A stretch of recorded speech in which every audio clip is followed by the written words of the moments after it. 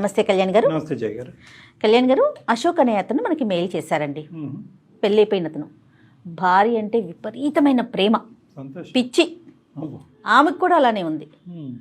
ఇద్దరికి బాగానే ఉంది కదా అనుకున్నా నేను. ఆ మెయిల్ చదువుతున్నంతసేపు వాళ్ళు పెట్టిన డీటెయిలింగ్ అన్నిటికీ ఇంత బాగుంది కదా, ఇంకేంటి సమస్య అన్న. అసలు సమస్య అందులోనే ఉంది. వాళ్ళది ప్రేమో అర్థం కావట్లా, మరి ఇంకేంటో అర్థం కావట్లా. దీనికి మన అందమైన జీవితం దాకా వచ్చి మీ ద్వారా వాళ్ళ సమస్యకి పరిష్కారం వెతుకుతున్నారా అని అనిపించింది కళ్యాణ్ గారు నాకు. చాలా అంటే అందరం చూసే సమస్య ఇది, కానీ అది పీక్ స్టేజ్కి వెళ్ళింది అనమాట. సో మీరు డెఫినెట్గా మాట్లాడాల్సిన ఇష్యూ అది, అర్జెంటుగా కూడా. రైట్ అండి, కాల్ చేస్తాను అశోక్. నేను అశోక్ గారు అండి. హలో అశోక్ గారు, నమస్తే అండి. నమస్కారం అండి. ఎవరండి మాట్లాడేది? నేను జయానండి, సుమన్ టీవీ అందమైన జీవితం ప్రోగ్రామ్ నుంచి కాల్ చేస్తున్నాను. మెయిల్ చేశారు కదా. మేడం మేడం బాగున్నారు అశోక్? బాగున్నాను మేడం. మీ రింగ్ టోన్ కూడా చాలా బాగుందండి. థ్యాంక్స్ అండి. రైట్, నాతో పాటు డాక్టర్ కళ్యాణ్ చక్రవర్తి గారు ఉన్నారు. ఒకసారి మాట్లాడండి అశోక్. నమస్తే అశోక్ గారు. నమస్కారం సార్. నమస్కారం. సరే చెప్పండి అశోక్ గారు, ఏంటి అంటే అమితమైనటువంటి ప్రేమలోంచి పుట్టినటువంటి వేదన ఏంటిది, నాకు అర్థం కావట్లేదు. సార్ అది అంటే వినే వాళ్ళకి చిన్నగా ఉండేది, కానీ అంటే అనుభవించే వాళ్ళకే తెలుస్తుంది సార్ ఆ బాధ ఏంటో. చెప్పండి ఏంటో అనుభవం. సార్ నా పేరు అశోక్ అండి. మేము ఉంటే మా ప్రాపర్ వచ్చి విజయవాడ అండి. మాకు పెళ్ళైనాక మేము హైదరాబాద్ షిఫ్ట్ అయినాం. మా పెళ్ళై 2 సంవత్సరాలు అవుతుందండి. అంతా మంచిగానే ఉంది. మా వైఫ్, మా క్యారెక్టర్ గానీ అంతా ఓకే, గుడ్ అండి. మీరేం చేస్తుంటారు అశోక్? సాఫ్ట్వేర్ ఎంప్లాయ్ గా చేస్తున్నాను. అరేంజ్డ్ మ్యారేజా, లవ్ మ్యారేజ్ అండి మీది? లవ్ మ్యారేజ్ అండి. అంటే మేము ముందు ఇష్టపడ్డాం, అరేంజ్ ఇంట్లో మాట్లాడి పెళ్లి చేసుకున్నాం మేము. సూపర్. ఆ పిల్ల అమాయకురాలండి, చాలా మంచిది, పిల్ల మంచిదే. బట్ అంటే నా తెలివి ఎక్కువ లేదండి. ఆ తెలివి తక్కువతనమే నన్ను ఇబ్బంది పెట్టేలా చేస్తా ఉంది. అంటే అమాయకత్వం అంటారు మీ భార్య?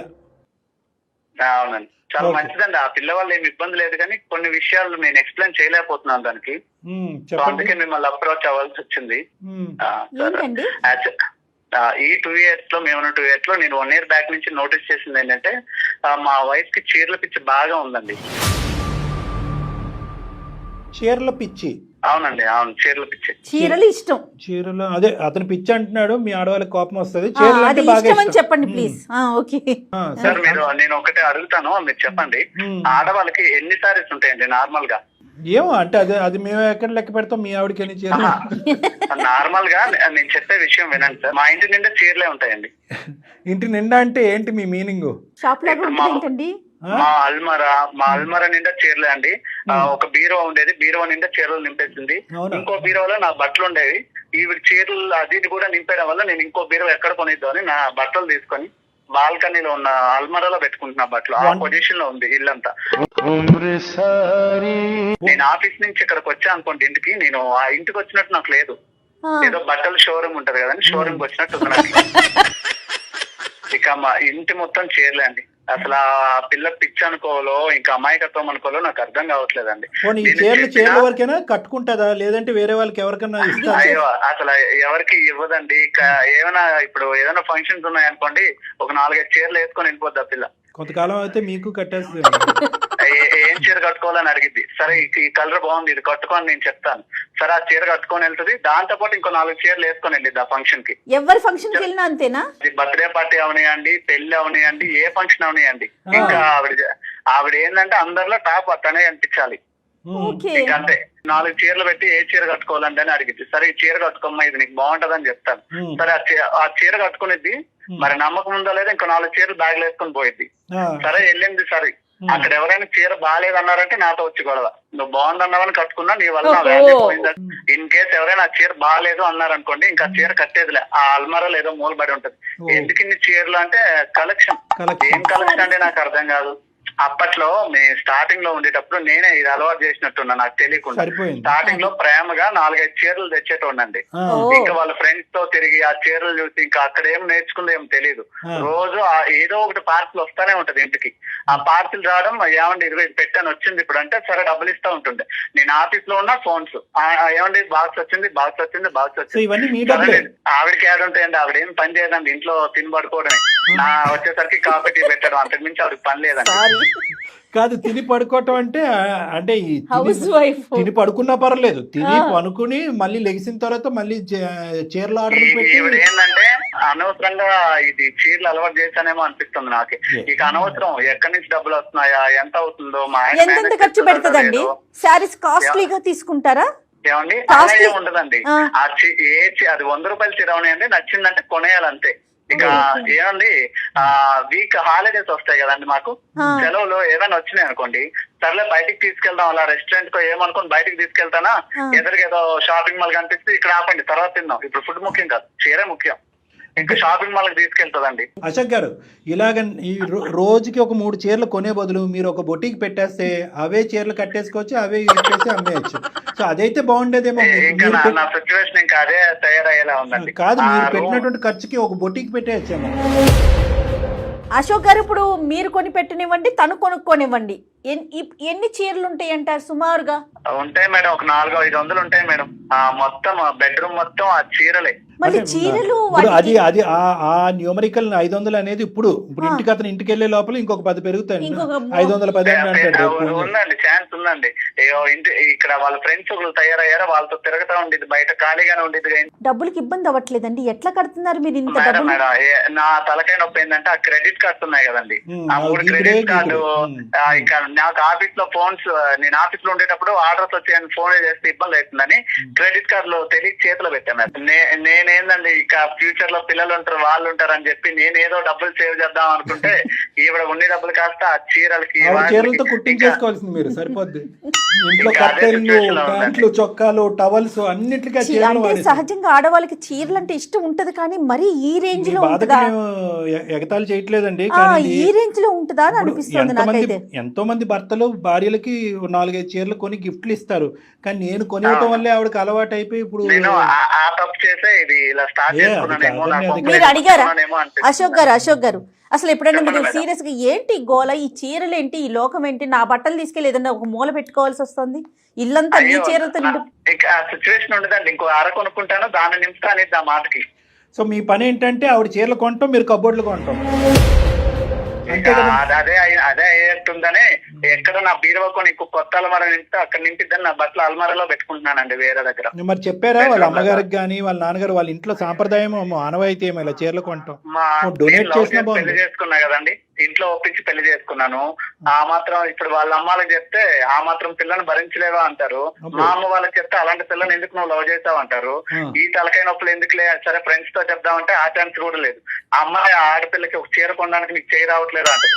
ఇవన్నీ ఎవరితో చెప్పుకోలేక ఎందుకని చెప్పి మీ పనిగా మీరు కొనిచ్చేస్తున్నారు అంతే. చిన్నపిల్లల మైండ్ సెట్ ఒక తిట్టు తిట్టినా ఆవిడ పట్టించుకునే రకం కాదు. ఎందుకు ఇవంటే నేను కట్టుకుంటా అనేది తప్ప అసలు ఎప్పుడు నేను ఇంటికి వెళ్ళినా నైటీతోనే ఉండిద్దాన్ని ఇంట్లో. అవునా? అన్ని చీరలు దేనికి కొందో నాకు అర్థం కాదు, ఎప్పుడైనా నైటీని. అంటే ఇంకా చూస్ చేసుకోలేక ఇంకేది లేక నైటీ కట్టుకుంటది ఆవిడ. ఇక్కడ ఇప్పుడు చీరలు కొన్నది ఎందుకండి? అంటే ఆవిడ ప్రాబ్లం ఏంటన్నది మిమ్మల్ని మీరు ఉంటే కనుక మిమ్మల్ని అడిగి ఏం కట్టుకోవాలని అడుగుతుంది. మీరు ఆఫీస్లో ఉంటే ఎవరిని అడుగుతుంది?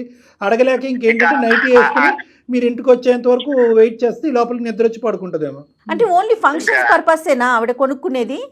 బయటకు వెళ్ళేటప్పుడు కట్టుకోవడానికి కోసమే ఎన్ని తంటాలండి. వాళ్ళ ఫ్రెండ్స్ ఉన్నారుగా, వాళ్ళందరిలో తినే ఎక్కువ కనిపించాలి.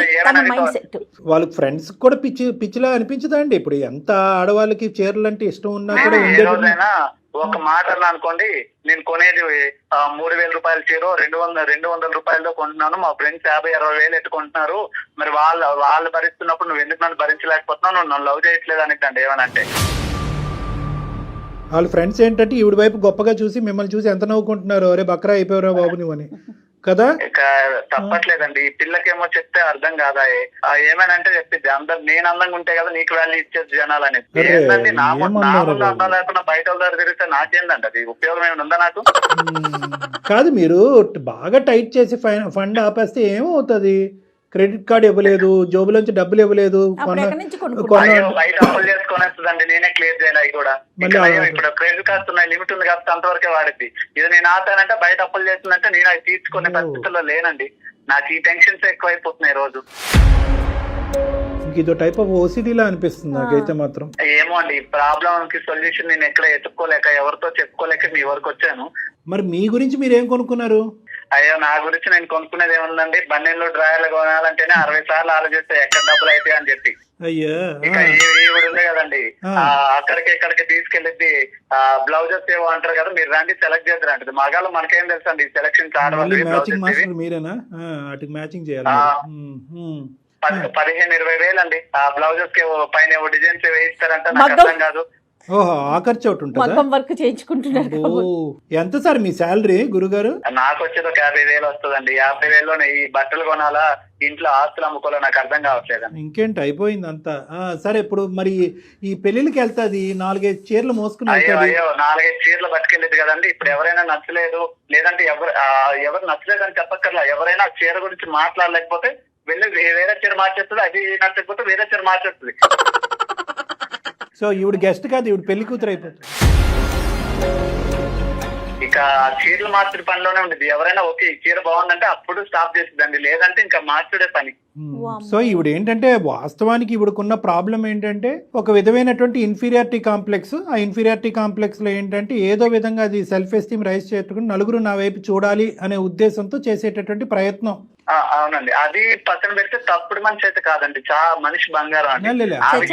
ఆ డిస్కషన్ ఇక్కడ లేదు. ఇంట్లో పనులు చూసుకోవటం కానీ మిమ్మల్ని చూసుకోవటం కానీ అవన్నీ అన్ని కరెక్ట్ గానే చేస్తారండి. ఇక్కడ టైం ఉందండి బాబు. పనుల విషయంలో అది ఏం ఇబ్బంది లేదండి. చేసే పనులు ఏమున్నాయండి, ఇంట్లో వాషింగ్ మిషన్ ఉంది, ఇంకా ఏమైనా వండాలంటే కుక్కర్లు అన్ని ఉన్నాయి, ఇంకా ఆవిడ చేసే పనే ఉండదండి. ఇంట్లో షాపింగ్ చేయటం తప్ప అంటారా? పోనీ ఇంటి మిగతావన్నీ అంటే ఇల్లు నీట్ గా పెట్టుకోవటం, చీరలు ఇప్పుడు వచ్చిన చీరలు అవన్నీ నీట్ గా సర్దుకోవటం, అంతవరకు ఇవన్నీ ఓకే కదా. ఇక సర్దుకోవడానికి ఏముందండి, మొత్తం చీరలే, ఇల్లంతా చీరలే, మంచం మీద చీరలే, ఒక ప్యాంటు చెట్టు కనిపిస్తుంది అంతే.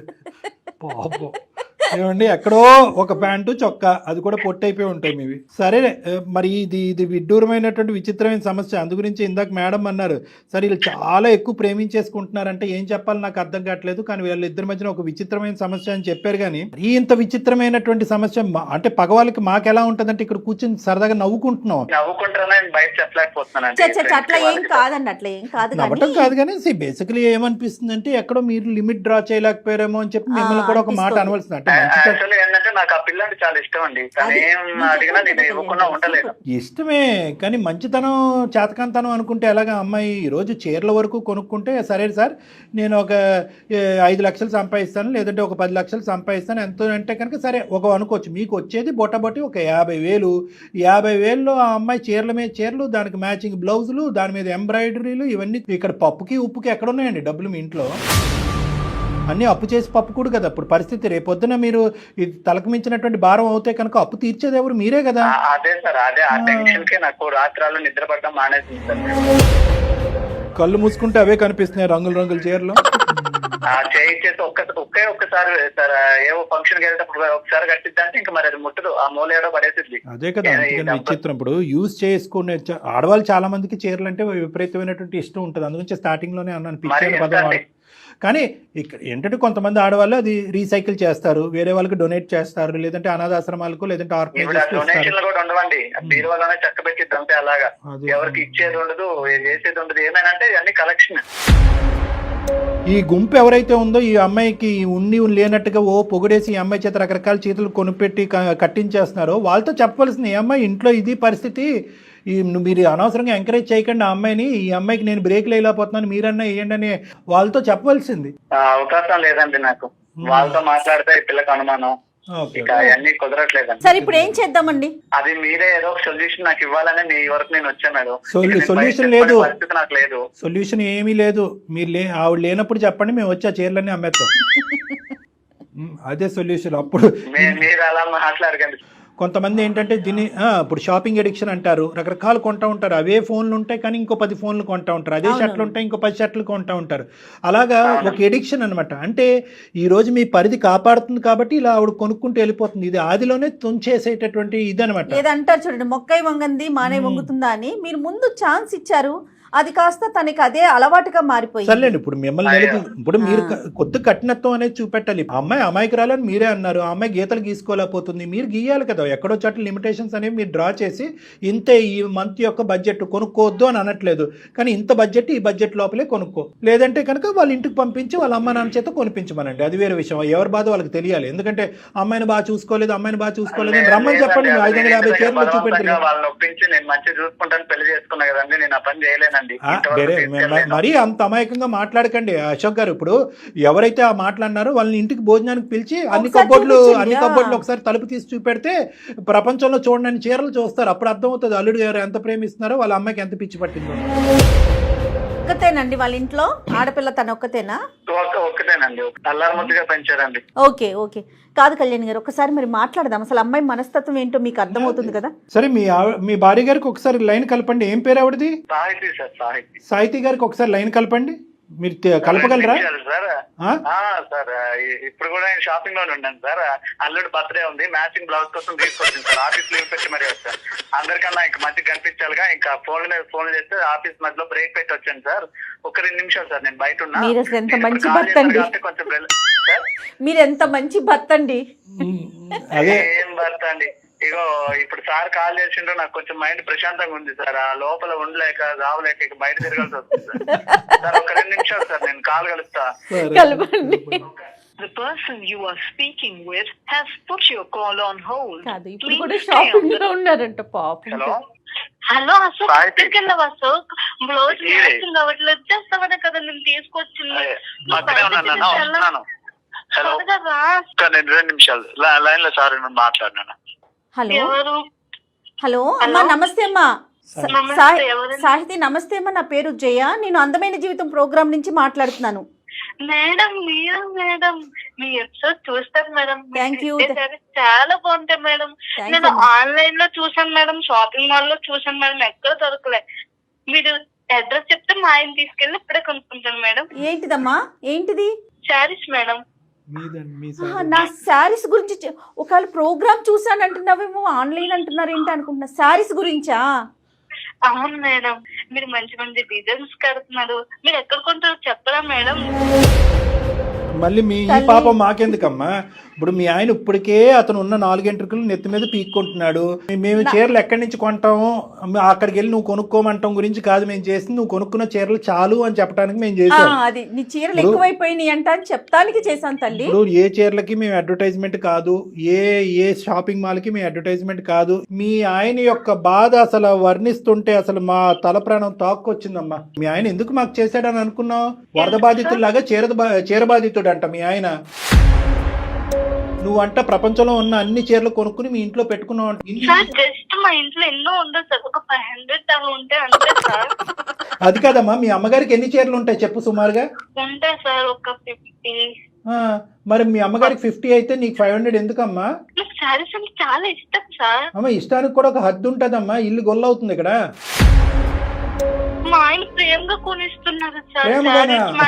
చచ్చిపోలేక అమ్మా, మీ ఆయన దేని నుంచి దొంకలేక మాకు ఫోన్ చేశాడు. నీకు అలా అర్థమవుతుందా? నీకు ప్రేమ ఎలా అర్థమైందమ్మా? ఏ యాంగిల్ అర్థమైంది నీకు ప్రేమ అనేది? నేను మా ఆయన చాలా ప్రేమగా చూసుకుంటాను సార్. అమ్మా, ప్రేమకి నాకు గిఫ్ట్ గా సారీ కొనిస్తాడు. మీ ఆయన అలా అనలేదు మాతో. అశోక్, నేనంటే నీకు ఇష్టం కదా అశోక్. నాన్న ఒకసారి నువ్వు జాగ్రత్తగా విన్నా, నువ్వు కొన్ని సారీస్ చాలు, ఇకపైన తగ్గించు. అసలు నేను అదంతా మోయలేకపోతున్నాను. నువ్వు నాకు ఫుడ్ పెట్టకుండా పర్లేదు కానీ కొత్త ఒకసారి ఎందుకు కొనియాలి? చూడండి సార్, ఏమ్మా ఏం మాట్లాడమంటారు సార్? శారీలే తింటావా? శారీలు తింటావా? నేను ఫుడ్ లేకుండా ఉంటాను కానీ సారీ, కొత్త సారీ కొనుక్కోవాలి సార్, నేను కట్టుకోవాలి. ఫుడ్ లేకుండా నిజంగా మీ ఆయన నీకు ఫుడ్ లేకుండా ఎండగడితే అప్పుడు నీకు అర్థం అవుతుంది. ఏంటమ్మా, తిండి లేకపోయినా ఉంటావా? చీరలు ఉంటే చాలా నీకు. కాదు సాహితి, పాత చీరలన్నీ ఏం చేస్తావు? 500 పైన చీరలు ఉన్నాయంట, అన్ని చీరలు ఏం చేసుకుంటావు నాన్న? అవన్నీ జాగ్రత్తగా దాచుకుంటున్నా. దాచుకుని ఏం చేస్తావు? రేపటి రోజున ఎగ్జిబిషన్ పెడతావా? ఎగ్జిబిషన్ లేదంటే స్టీల్ సామాన్ ఒకటి అమ్ముతావా? పోనీ అలా అమ్మినా పర్లేదు, స్టీల్ గిన్నెలు వస్తాయి ఇంట్లో. లేదు, నేను బర్త్డేస్కి వెళ్ళినప్పుడు, పార్టీస్కి వెళ్ళినప్పుడు ఒకసారి కట్టుకున్నంత 4 సారీస్ బ్యాగ్ లో పెట్టుకున్నంత. అక్కడ మా ఫ్రెండ్స్ ఎవరికైనా నచ్చకపోతే సరే చేంజ్ చేసుకుంటా. ఎవరికి కావాల్సిన కలర్ వాళ్ళు కట్టుకుంటావు. అబ్బా ఏం తల్లి నీ ఓపిక నీ సహనం ఏందమ్మా, ప్రపంచం నవ్వుకుంటుందమ్మా. ఇదేం గొప్పగా అనుకోదు, నీ అమాయకత్వం అసలు పిచ్చితనం కింద మారింది ఇది. చీరలు అంటే అందరికి ఇష్టం ఉంటుందమ్మా, నాకైనా ఇష్టమే, ఆడవాళ్ళందరికీ చీర అంటే ఇష్టం, అది సహజం. కానీ ఇది నీది పిచ్చిలాగుంది కదా తల్లి. ఇది డబ్బులతో ముడిపడి ఉందమ్మా. సరదాగా ఈ రోజు నవ్వుకుంటున్నావు కూడా. మీ ఆయన జీతం ఎంతమ్మా? ఊరికే నిన్ను అడుగుతున్నాను, మీ ఆయన జీతం ఎంత, మీకు నెలసరి ఖర్చు ఎంత, నీ చీరలకి అయ్యేది ఎంత? ఖర్చు ఎంత? ఈ మూడు అంకెలు నాకు చెప్పు, నీకు దండం పెడతా. అదంతా నాకు తెలుసు అమ్మా. మా ఆయనకు ఏంటంటే చాలా ఇష్టం, నాకు శారీస్ కొని ఇస్తాడు. అలాగే కంటిన్యూట్ అవుతున్నా, ఇప్పుడు కూడా అలాగే కంటిన్యూట్ గా సాగిపోవాలి. ఈ లెక్క అమ్మాయికి అర్థం కాదు. ఆ అమ్మాయికి ఈ లెక్క అర్థం అయ్యేటట్టు ఈ అబ్బాయి చెప్పలేదు. చెప్తుండ్రాదు. ఇప్పుడు చూడండి, ఇప్పుడు అమ్మాయి అంటుంది, మా ఆయనకి నేనంటే చాలా ప్రేమ కాబట్టి నువ్వు కొనిస్తున్నాడు, మా ఆయనకి లేనటువంటి బాధ మీకేంటండి అని అడుగుతుంది ఆ అమ్మాయి. ఇప్పుడు వింటున్నావా అశోక్? సమస్యగా ఉందండి ఇది. అశోక్, నువ్వేంటంటే చెడ్డ అవ్వకూడదు. నువ్వు చెడ్డ అవ్వకుండా ఇదేంటంటే నిదానంగా ఇది తగ్గొట్టుకునేటటువంటి పనిలో పడ్డావు కాబట్టి నేను వాడు సార్ ఒక పక్క నుంచి చెప్తానే ఉన్నా, అమ్మ ఖర్చు ఎక్కువైతుంది తగ్గించు. ఇప్పుడు ఓకే, రేపటి రోజు పిల్లలు ఉంటారు, ఈ ఖర్చు ఇలానే ఉంటే ఎక్కడ అప్పులు మా తెచ్చుకోవాలా, పిల్లలు పిల్లల్ని కూడా పెంచాలా? టాప్ లెవెల్లో చూపియాలి. ఏం సార్ ఏమనంటే ఈ మాటలు మాట్లాడింది సార్. అమ్మా నువ్వు నీ వయసు ఎంతమ్మా? నీ వయసు ఎంత? 25 years సార్. 25 years. ఏం చదువుకున్నావు తల్లి నువ్వు? నేను ఇంటర్ సెకండ్ ఇయర్ దాకా చదువుకున్నాను. ఆ తర్వాత నేను ప్రేమించుకున్నాం, ఇంట్లో మాట్లాడి పెళ్లి చేసుకున్నాం.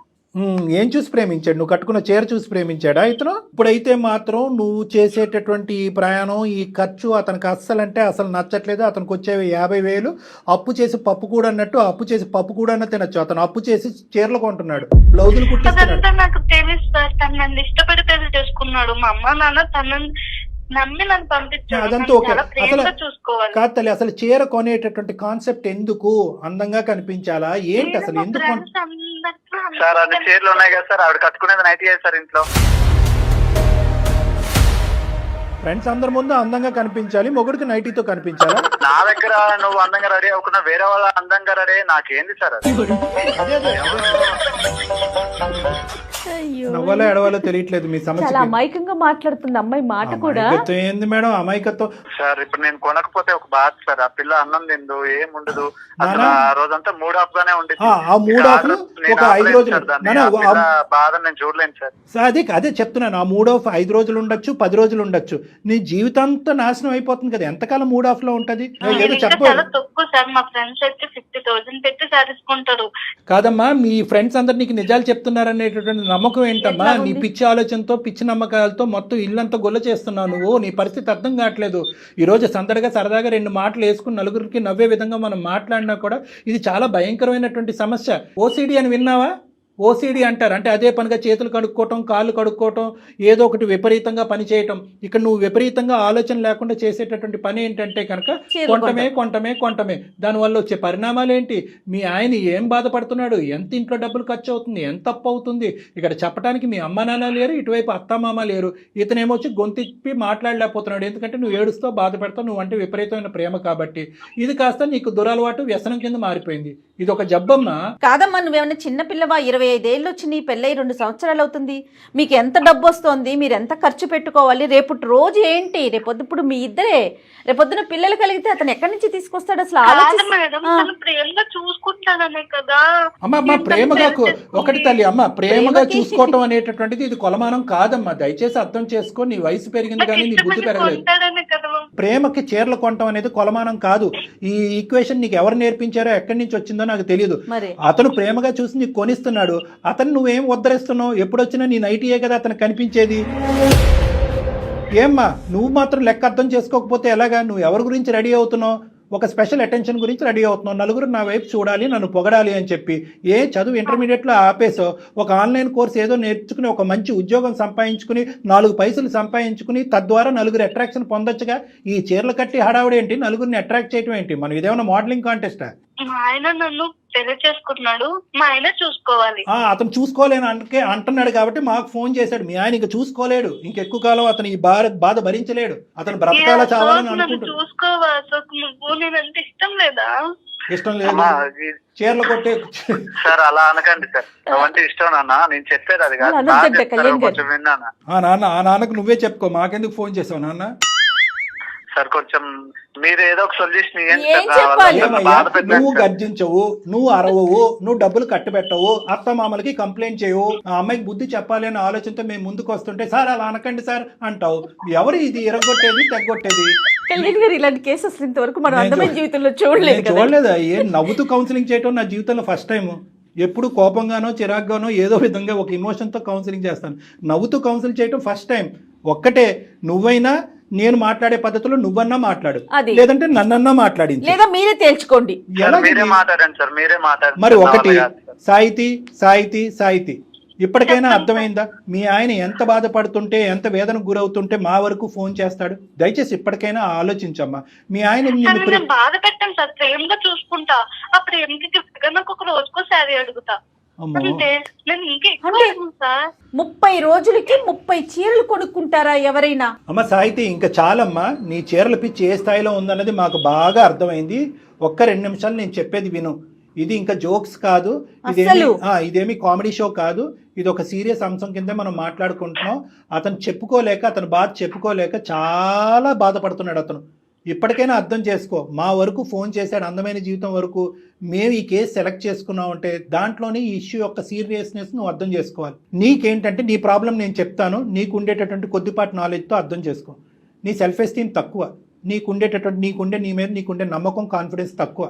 నలుగురు నీ వైపు చూడాలి, నీ గురించి మాట్లాడుకోవాలి, నలుగురిలో నువ్వు ఒక అట్రాక్షన్గా నిలబడాలి. ప్రతి మనిషికి ఉండేటటువంటి ఆలోచన ఇది. కానీ నువ్వు ఏం చేస్తున్నావు అంటే కనుక, ఏదో ఒక శారీ కట్టుకును, లేదంటే ఈ ఒకసారి కట్టుకున్న శారీ ఇంకోసారి కట్టుకోకుండా తాత్కాలికంగా అవతల వాళ్ళ దగ్గర నుంచి వచ్చే ఒక పొగట్టు బట్టి కొట్టుకుపోతున్నావు.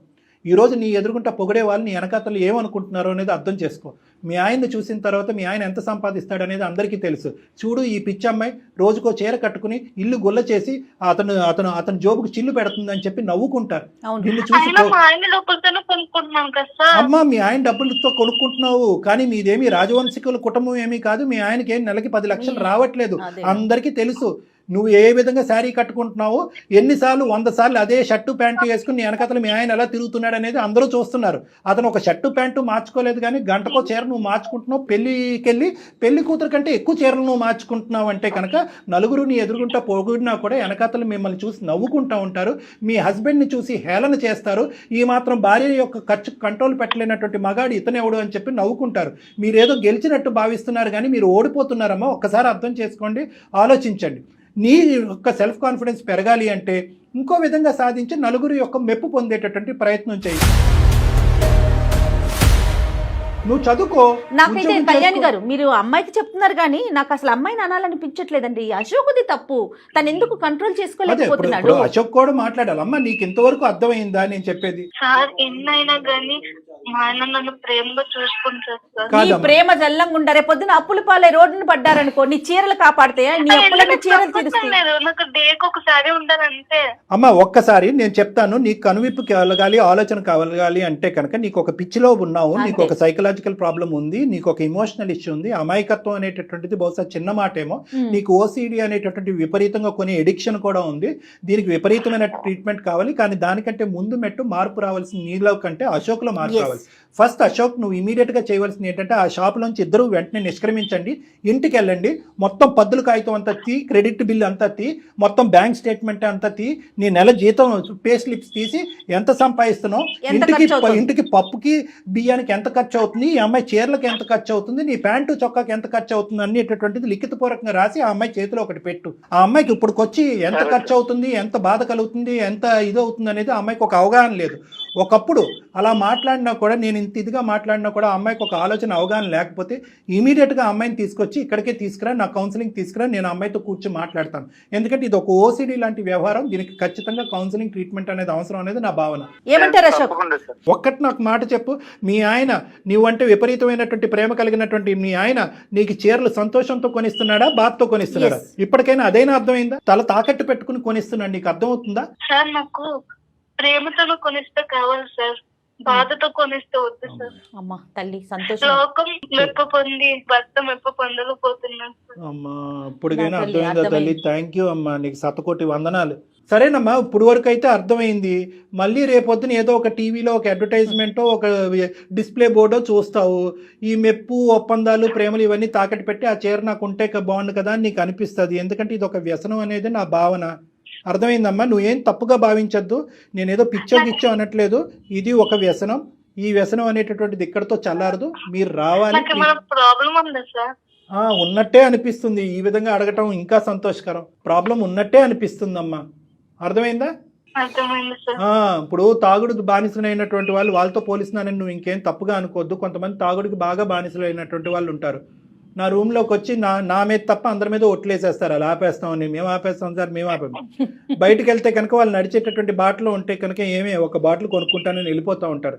సో ఈరోజు నువ్వు ఇక్కడ చేసేటటువంటి వాగ్దానం కంటే బయట ఉండేటటువంటి స్టిమ్యులేటరీ అట్మాస్ఫియర్లో రకరకాల స్టిమ్యులేషన్స్ ఉంటాయి, రకరకాల చీరలు, రకరకాల కట్టుబాట్లు ఉంటాయి. అప్పుడు కూడా ఇదే విధంగా నిలబడేటటువంటి ప్రయత్నం చేయాలంటే ఒక్కసారి నువ్వు నీ భర్త నా క్లినిక్కి వచ్చి ఒక విధమైనటువంటి కౌన్సిలింగ్, ట్రీట్మెంట్ తీసుకుంటే మంచిది అనేటటువంటిది నా కంక్లూజన్. షూర్ గా మేడం, షూర్ గా. ఎల్లుండి బర్త్డే ఉంది మేడం, రేపే వస్తాం మేడం మేము. ఈ విషయాన్ని ఎంత వేగంగా తెలిస్తే నాకు అంత మైండ్ రిలాక్సేషన్ గా ఉంటుంది అనిపిస్తుంది. 50 to 75% అయినట్టే, ఇంకొంత ఉంది అంతే, అయిపోయినట్టే, నీ పంట పడినట్టే. Happy. Thank you sir, thank you madam, thank you. Okay అమ్మా, ఓకే. ఇప్పుడైతే ఇంకా షాపింగ్ వద్దు, ఏమి వద్దు. మీ ఇంట్లో ఉన్న చీర ఏదో ఒకటి కట్టుకొని వెళ్ళండి, చక్కగా హ్యాపీగా ఇంటికి వెళ్ళిపోండి. అమ్మా, నీ బర్త్డేకి నువ్వు చీర కొనుక్కోవటం కాదు, అతనికి డ్రెస్ కొను. అది ఓకేనా? రైట్ అమ్మా, రైట్. సరే, కట్ చేయండి.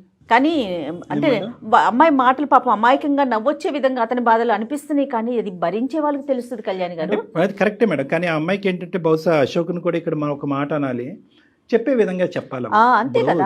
కానీ చూడండి, సమస్య కాస్త ఎంత జటిలంగా మారిపోయింది కదా. అంటే ఇది ఒక టైప్ ఆఫ్ ఎడిక్షన్ మేడం. ఇది ఏంటంటే కనుక పరిణామాలు ఆలోచించకుండా, అవతల వాళ్ళ యొక్క భావాలు అర్థం కాకుండా, చుట్టుపక్కల ఉండేటటువంటి పరిస్థితులు అర్థం కాకుండా, అవతల వాళ్ళు ఇచ్చేటటువంటి అట్రాక్షన్, పొగట్టుకి ఎడిక్ట్ అయిపోయి ఇంకా అలా కొనుక్కుంటూ వెళ్ళిపోవటం అనమాట. గ్యాంబ్లింగ్ లాగే, బెట్టింగ్, రివర్స్ అవుతుందా కళ్యాణ్ గారు? అయిపోద్ది మేడం, అయిపోద్ది. రైట్ అండి, థ్యాంక్ యూ సో మచ్ అండి.